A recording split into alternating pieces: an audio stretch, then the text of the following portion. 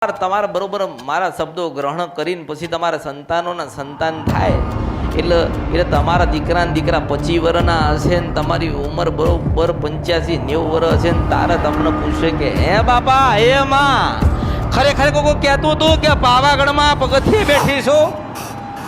હે બાપા ખરેખર માતા એવું કહેતી હતી કે સિંધ વંશપરા નદી ગંધરપિયા મસાણી મેલડી છો? હું આ કળિયુગમાં એક જ પ્રથમ મેલડી છું કે આવું બોલે છે કે હું સિંધ વંશપરા નદી ગંધરપિયા મેલડી છું, કારણ કે આખું મહાણ મેકીને હું અમૃતના ઘરે આવી ગયું માતા છું.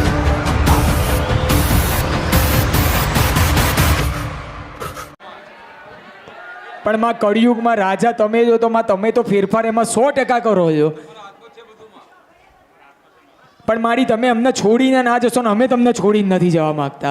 આ કળિયુગમાં હું પ્રથમ મેલડી છું, પણ જ્ઞાન અને